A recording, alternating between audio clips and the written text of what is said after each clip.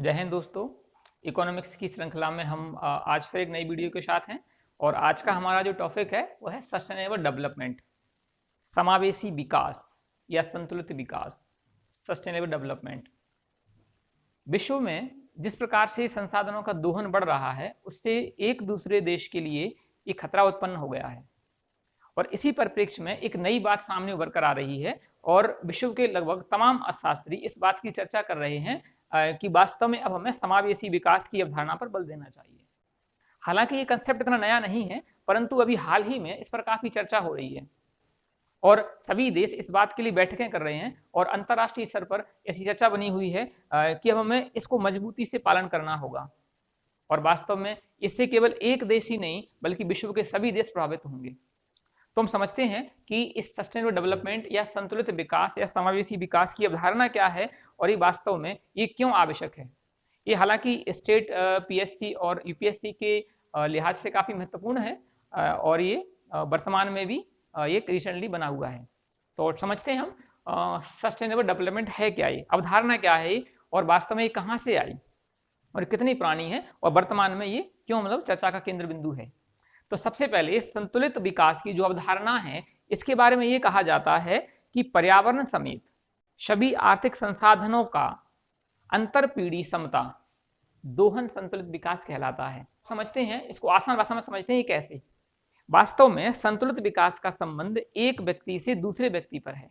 ऐसा माना जाता है कि विश्व की सभी चीजें या प्रकृति में उपलब्ध सभी पदार्थ एक दूसरे से घनिष्ठ रूप से जुड़े हुए हैं और जब जुड़े हुए हैं एक संसाधन का दोहन दूसरे संसाधन को प्रभावित करेगा। तो इस प्रभावित होने की इस दर को कम करने के लिए या रोकने के लिए इस संतुलित विकास की अवधारणा आई, सस्टेनेबल डेवलपमेंट की अवधारणा आई।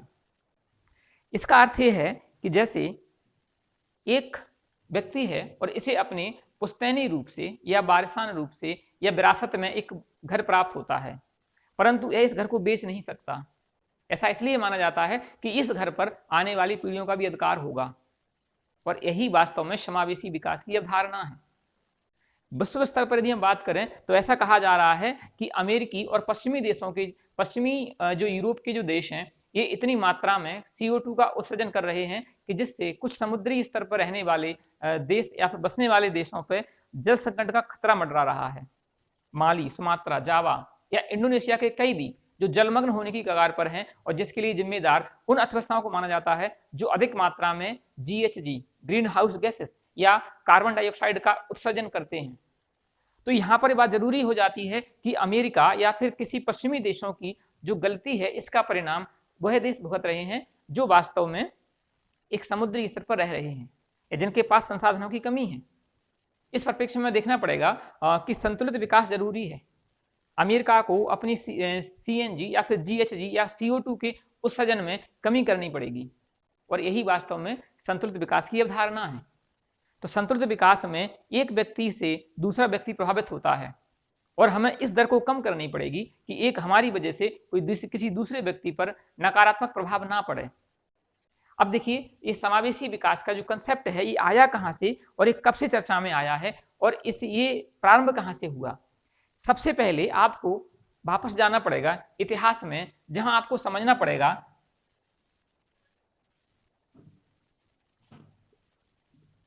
क्लब ऑफ रोम। ये 1968 में बना हुआ एक संगठन था। तो क्लब ऑफ रोम, वास्तव में क्लब ऑफ रोम ने सबसे ज्यादा सस्टेनेबल डेवलपमेंट की अवधारणा को प्रचारित किया। हालांकि उस समय इसका नाम ये नहीं दिया गया था, ये नाम और बाद में आया, लेकिन वास्तव में इसका जो विचार है अगर ये बात की जाए तो सस्टेनेबल डेवलपमेंट की जो विचार को सबसे ज्यादा प्रचारित करने का श्रेय दिया जाता है वो क्लब ऑफ रोम को दिया जाता है जो 1968 में बना। क्लब ऑफ रोम की एक रिपोर्ट थी, इसे कहा गया लिमिट्स टू ग्रोथ।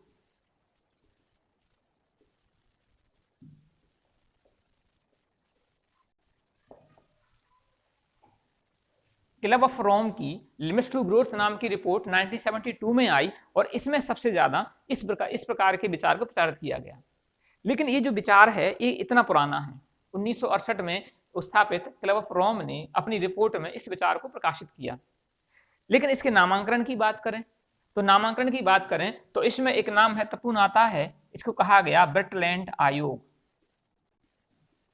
ब्रेटलैंड कमीशन, ब्रेटलैंड आयोग, ये 1983 में ब्रेटलैंड आयोग जो 1983 में बनाया गया था, इसकी रिपोर्ट आती है इसके 4 वर्ष बाद।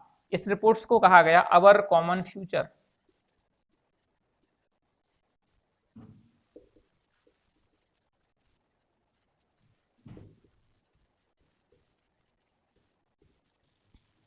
वास्तव में ब्रेटलैंड आयोग की रिपोर्ट अवर कॉमन फ्यूचर जो 1987 में प्रकाशित की गई, इस रिपोर्ट में प्रथम बार सस्टेनेबल डेवलपमेंट शब्द को दिया गया। अर्थात इस शब्द बाद में आया, परंतु उसका विचार सबसे पहले 1972 में लिमिट्स टू ग्रोथ में देखा गया और इसका जो नामांकन किया गया अवर कॉमन फ्यूचर नाम की रिपोर्ट में जो 1987 में आया, इसमें इस शब्द का प्रयोग किया गया।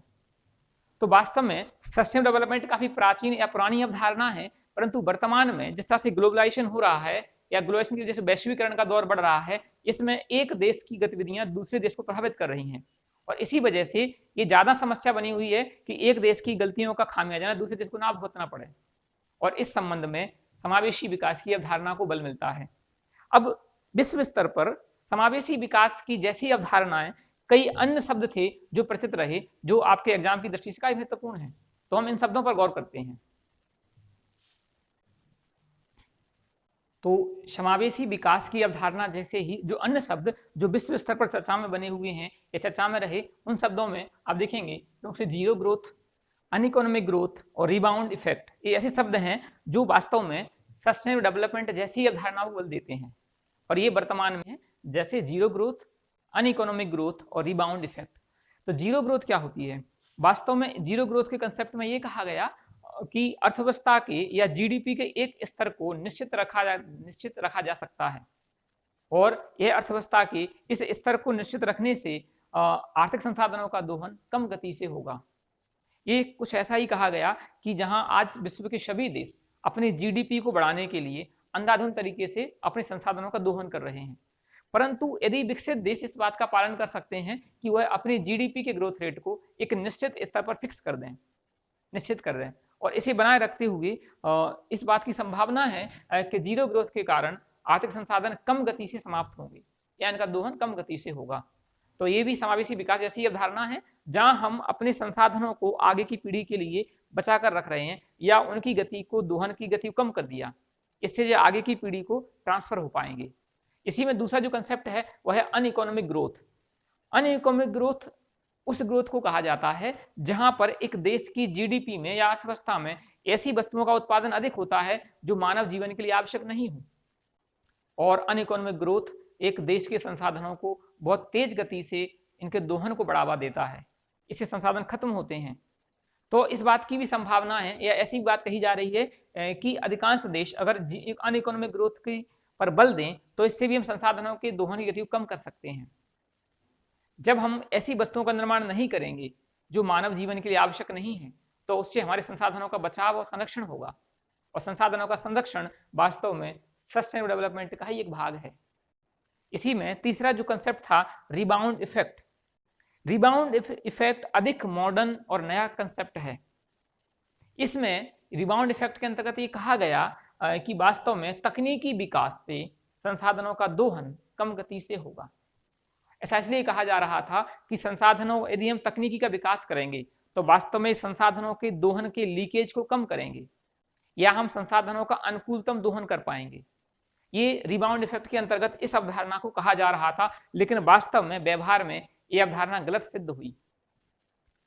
इसको आप यूं समझिए, जैसे ही तकनीकी विकास प्रारंभ हुआ उससे मानव ने अपने उत्पादन को बढ़ा लिया और उत्पादन बढ़ने से एक मानव की आय बढ़ गई और आय बढ़ने से मानव की ऐसी प्रवृत्ति देखी गई कि वह बढ़ी हुई आय का प्रयोग अपने उपभोग में करता है और जब यदि अधिक मात्रा में उपभोग किया जाने लगा, उससे आर्थिक संसाधन और तीव्र गति से दोहन खत्म होने लगे। अर्थात रिबाउंड इफेक्ट की यह धारणा गलत सिद्ध हुई कि तकनीकी विकास से आर्थिक संसाधनों का दोहन कम होगा, बल्कि तकनीकी विकास ने संसाधनों की दोहन की गति को और तीव्र कर दिया।